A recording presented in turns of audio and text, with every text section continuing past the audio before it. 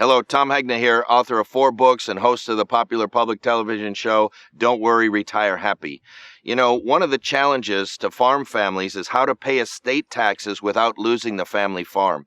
And many times wealthy people have a difficulty in understanding why they should buy a large life insurance policy, which can help. I remember one case. It was in Sterling, Colorado. I was called in where a rancher was worth about $15 million. And the financial professional was recommending $7 million of permanent life insurance to help pay for the estate taxes. Well, when we met with him, he said, heck, I don't need any life insurance. I'm loaded. I'm worth $15 million. In fact, I can tell you one thing. If I had one more penny to my name, the last place I'd ever put that penny would be life insurance. There's going to be no life insurance here today. Well, I'm used to that. That's a common objection. And so I just smiled and I said, look, I agree with you.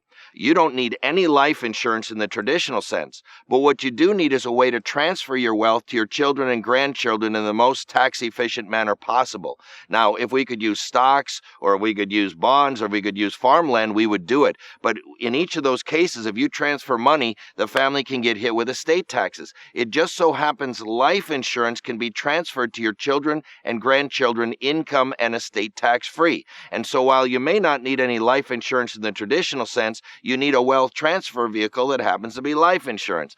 Well, he just looked at me and he said, well, I don't like life insurance, and there's going to be no life insurance here today, and you can help yourselves right on out.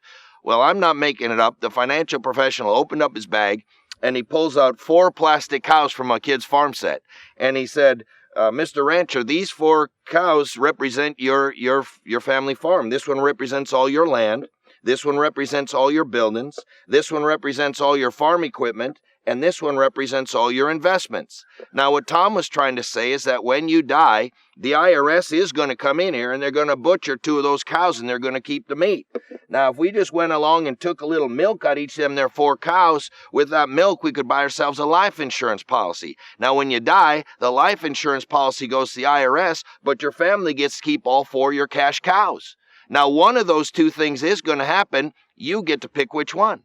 And it was like a light bulb went off in his head. He said, well, heck, every rancher knows it's better to give up a little milk than to butcher 2 good cows.